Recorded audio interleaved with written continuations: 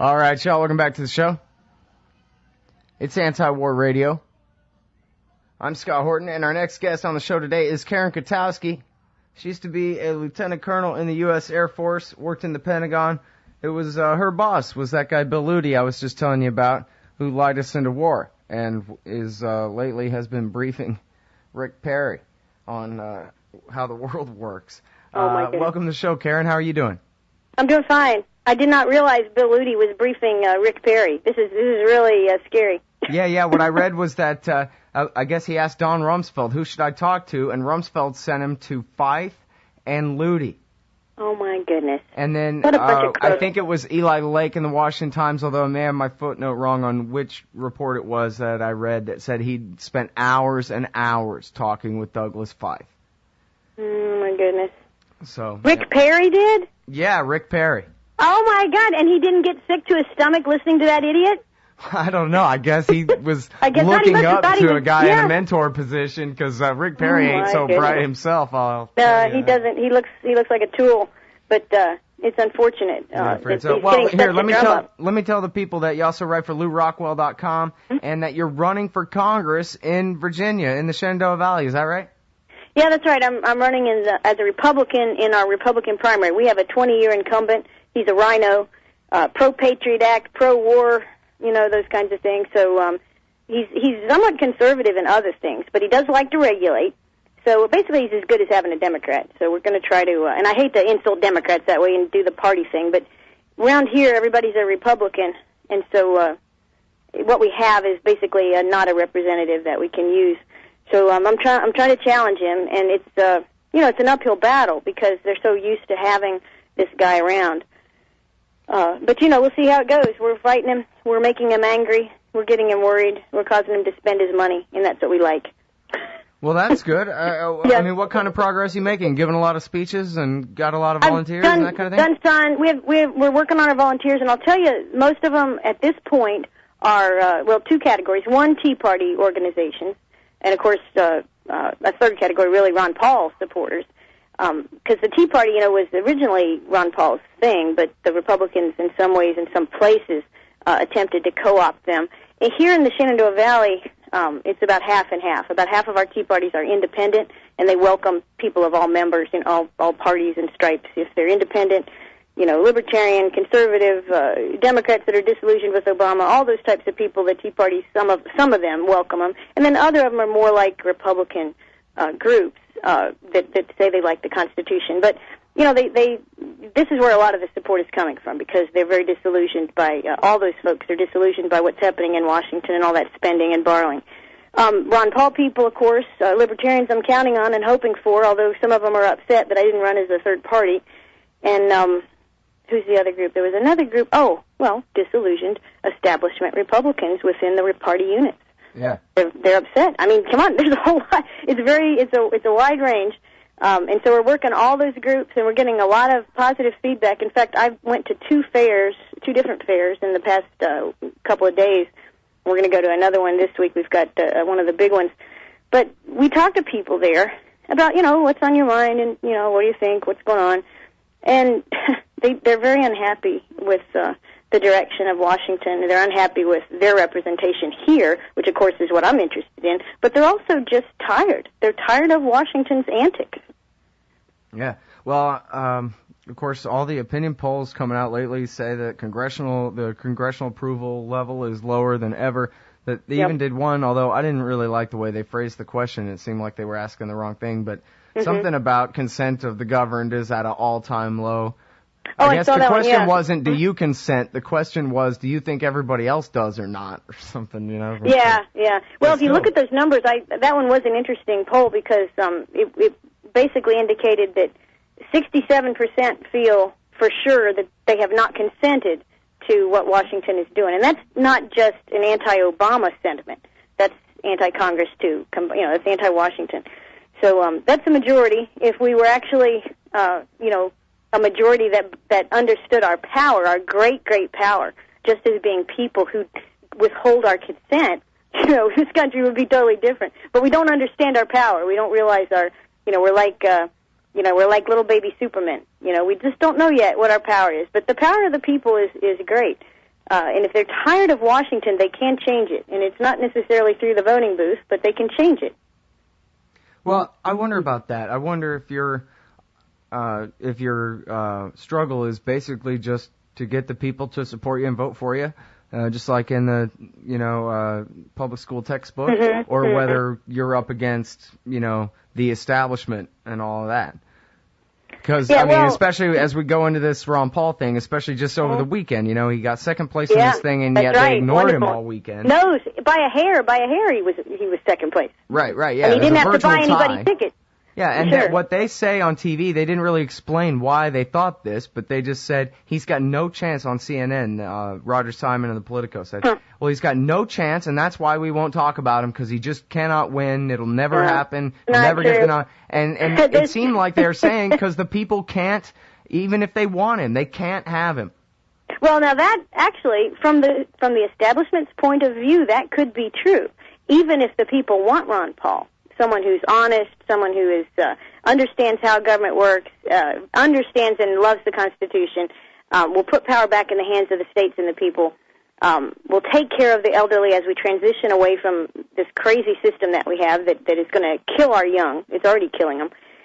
This is the guy that people want, and it may be that the establishment is right when they say we can't have what we want. Okay, and that's fine. Let's interpret it that way and get angry. Because we're going to get what we want. We have every right to it, and we don't have to be spoon-fed these establishment characters. And, Rick Perry is really a cartoon of what the Republicans have been about for the last, 20, 25 years at least. I mean, he's just a caricature of everything wrong with the Republican Party.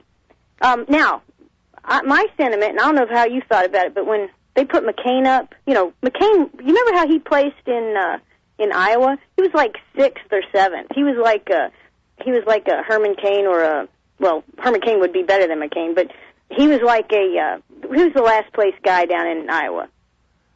Who placed Santorum, I think, right? Yeah, Santorum. Okay, well that would be a McCain showing, and yet McCain went on to become the Republican nominee because the party establishment wanted him. Now McCain is despised. Here in the 6th District, he's despised. We have, remember when he had those McCain-Palin stickers, bumper stickers for people? Uh-huh. McCain was on the top. They cut McCain off, and they just run around with Palin. Right. That's what they do. They hate McCain. He's an establishment Republican's choice. He's a status quo guy. And the Republicans put him up there, but I believe they did it precisely to give the election to the Democrats. I mean, I think they thought, we need to regroup. It's good to have an enemy. Let's put a Democrat up there. Plus, some of the Bush, the Bush spending. I mean, a lot of the people in the know, not just the smart guys we read about. We read in Lew Rockwell and commodities trading and things like that. But the smart people in politics also knew the piper had to be paid with all this spending that Bush was running up, this deficit work. So, better yet, why not have a Democrat? I think they wanted a Democrat, and so they decided that's how it would be. They would run a really lousy, campaign with McCain and Palin. Well, not that they had much else to choose from. I mean, Tom Tancredo and Duncan Hunter. They had Ron Paul then. They treat him just the way they do now. Well, but this time it's different. See, this time is very different because Ron Paul has not changed his tune at all. But the 4 years or the 3 years intervening have proven everything he said was right. People became aware of him in the last race, so now they already know. There's no big learning curve. Now we're just expanding the base. The learning curve's done, I think, in most ways. And this is why, to get back down to come back around to your question or the topic, this is why the media can't talk about him. It's out of their control already. This is the final. I mean, they can't even. He's got it. He's got it. He has got the attention of the American people. He's the only one telling the truth up there, and it's very obvious. Yeah, who cares what CNN says? We have YouTube. That's right. That's right. We have YouTube. Somebody likes what they see, they pass it around. And, I'll tell you, there's another related thing, and you guys wait. You got to hold the related thing till we get back from this break. Okay. It's Karen Kwiatkowski, everybody. Go back and read her archives at LewRockwell.com. We'll be right back. All right, y'all, welcome back to the show. It's Anti-War Radio. I'm Scott Horton. I'm on the line with Karen Kwiatkowski, Pentagon whistleblower on the neocons who lied us into war with Iraq. Check out our archive at LewRockwell.com for more information about that. Also in Rumsfeld's shop at the American Conservative, the new Pentagon Papers at Salon.com, Soldier for the Truth in the LA Weekly, and a bunch of other great stuff like that. Just search around and you'll find it. I think if you spell it like it sounds, then Google will correct you and know who you're talking about. Also, she's running for Congress in Virginia. And I wanted to ask you, we're talking about your and Ron Paul's electoral prospects here. And I guess, before I was an anarchist, I was a minarchist, and I used to think that, the American people could control the Congress. I mean, there's 435 districts, and we can at least thank James Madison for the fact that really it's all about the House of Representatives. All taxation and appropriation must originate in the House, and impeachment can take place in the House of Representatives for not just the president, but any executive officers and judges too. And so maybe the little d democratic system can work. Maybe Ron Paul was an anomaly, but maybe we could actually fill the House of Representatives with people like him or people on the left, but of principle, people like Dennis Kucinich, somebody like that, and actually change the way things are done. What do you think? Well, I mean, you're running for Congress, so you kind of think so, right? Well, yeah, and I'll tell you the way I would see my role in Congress. Would first off, I would not plan to be there for a long time because I don't particularly care for Washington D.C. in any way, shape, or form. But the thing that I would be doing is communicating and legislating away from big government. Reducing federal power, eliminating federal regulations or drawing it back, re-examining stuff, and changing some of the processes by which they spend their money so easily. And one of the, there's a lot of little things. Downsize D.C. has a great little group of 3 legislative proposals. First, they want the congressmen to read the bills. What a shocker that is. Okay? Have them read the bills. Verify under oath that they have read the bill that they are signing. Okay, that's one. Number 2, they need to write the bills. Okay? And they don't, that means the lobbyists can't write the bills for them. AIPAC cannot write the bills on foreign aid to Israel for them.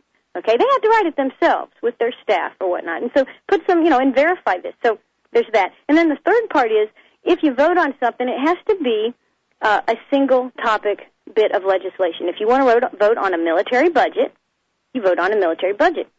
You don't throw a bunch of other legislation in there. And I don't know if you remember when Rand Paul in the Senate was trying to filibuster the Patriot Act extension because he wanted to get some amendments to it. Mm-hmm. The law that the Senate was actually voting on had nothing to do with the Patriot Act. When you looked for that, you had a really hard time finding what it was they were voting on because the Patriot Act was the fourth item that had been attached to this other bill that had nothing to do at all with the Patriot Act. So, we need to have bills named properly and including only single topics, single subjects. None of this omnibus stuff. Make a decision each and every time and have it debated. So, if you did things like that, if you cut the congressional pay, if you eliminated retirement programs for congressmen, that's just insane. The founders never thought of anything like that. They couldn't believe it. This is just insane. That should be eliminated. There should be no retirement. Health care should be whatever they decide privately to purchase for themselves. They're well paid enough, and they can certainly do that. So, if you make Congress hard work, and if you make it kind of tough to do the things they want to do so easily, which is to pass lots and lots of legislation and to please lots and lots of donors and lots of lobbyists and big business and things like that, if you make it difficult, you won't have to vote in term limits. One of the easy things people talk about, term limits, we need to limit their terms. You don't realize they don't abide, the Congress abides by no laws. and they usually right up front exempt themselves from the laws that they do pass. Even the ones that apply to them, they ignore them. They're not supposed to spend more than they have, unless there's an emergency. They're supposed to declare war before they send troops anywhere, but they don't do that. So do you think if we had a term limit vote and it was a law, that they would abide by that? They would figure out ways to rotate in and out or make exemptions or grandfather everybody. Anyway, eliminate the pension program and you won't have a problem of people staying too long. They just won't do it. Well, again, it all comes down to the people demanding it. I mean, that's right, and the people have to demand it. They do that in a political. If you have to have government, we've got one. The way it's set up is the people have to demand these things both directly and through their representatives. So if you had a representative up there working really hard to make some of these things happen, and you had maybe 40 or 50 of those guys, you wouldn't even need a majority. Because one of the big problems that Congress has is they got no backbone. Are you making the empire a centerpiece of your campaign? I'm not making the empire the centerpiece, but I am making bringing troops home and closing down military bases that we don't need. Okay, that's the way that's my minarchist approach to dealing with this stuff. Because empire, when you say the word empire here in the 6th District and a lot of places around the whole country, they don't associate that with America. They don't understand what our empire looks like. And they don't, if you tell them it's an empire, they say, well, that's a dirty word. It just sounds like something Lenin would say, imperialism. And they don't think of it as something that we do. Because, we actually in the 6th District don't even have, other than VA hospitals, we don't have any military bases here, which is great. We don't want them. But Virginia does, and there's a whole lot of sense that the military spends money and creates jobs. There's this huge sense there. So my approach is, end unconstitutional wars. Okay, that takes us out of a lot of them. Bring troops home where we don't need them, and that includes Pacific theater as well as the Asian theaters and the Near East, South Asia, the Middle East, and of course other places that we are, South America. People don't have any clue how much we got deployed down in South America. Trying to foster the drug war. I don't think we're fighting it. I think we're trying to foster it. Yeah. Good point. That's certainly the effect of it. Yeah. Now I haven't actively given a particular topical speech on this or anything, but I'm pushing for agricultural hemp to be able to, we should be able to farm that here in the Valley, along with anything else, food freedom and farm freedom, all that. So that fits in with things that folks here are a little more in tune to. But I'm not saying end the empire in those words, because it doesn't mean anything to a lot of people. They don't realize, like you and I do, and like people that are really focused on our overseas policy. Now, one of the things people here, and I think around the country, they do realize we give away a lot of money overseas. So foreign aid, and that includes military aid. So I'm definitely advocating major reductions in foreign aid and military aid. And that impacts the growth of the empire. In fact, that would shrink the empire to some extent. So anyway, that's the approach I'm taking. I think it's consistent with my, with my, I know it's consistent with what I believe. It's not 100% leap. It's more of it's not a baby step, but it's just a step in that direction. It's not radical, I guess you could say. I don't consider that position. I don't consider closing down military bases that you don't need radical. Do you? No, at all. A lot of going without saying the Soviet Union fell apart 20 years ago. Yeah, exactly. There was a woman, someone here, Republican, in one of the Republican meetings that we had, talking to my campaign manager. We'd handed out our brochures and some other information, and on that, one bit of information was the things that I would do, and included closing down unnecessary military bases. And she went up to the campaign manager and said, "This is just bad. This is just wrong. She's going to close down all the military bases." And Lisa goes, "Well, I don't think she said, I don't think that's what's there. I don't think it's going to close down all of them." And so she went to it with the lady, and they looked at it, and Lisa says, no, she's going to close down unneeded and unnecessary military bases overseas. And I didn't even specifically say into the domestic arena, just overseas. And the woman was a little, she calmed down a tiny bit, but her impression was, that's not right. Yeah. So anyway, this is the kind of thing we're dealing with around the country. I heard her. She said, close down all the unnecessary ones, and that includes all the ones around here. Oh, right, well. I'll tell you. Now, speaking of that, though, and this is, I don't know how much, do we have a little, like a minute? Because I definitely want to bring up something. Go ahead. 1 minute. Something that concerns me a great deal, have nothing to do with my campaign, but this argument, the debate point that was brought up, I think, by Santorum regarding the threat that Iran poses to the United States, there is no threat that it poses to the United States at all. Okay. However, this straw man is being pushed out by guys like Gluty and Fife, the neocon think tanks in D.C., the neocon candidates. I have gotten, 5, 6 different emails from different conservative organizations into my email inbox telling me what a terrible risk and threat to this country Iran is. So that needs to be cleared up. Yeah. Well, you're the one to do it. And well, especially with that platform, are you going to be able to debate this guy on TV? Well, we're challenging him to do so. We're hoping to do so and challenge him to a series of debates. Give us the website real quick, Karen. KarenKwiatkowski4Congress.com. Or Thanks. look us up on Facebook.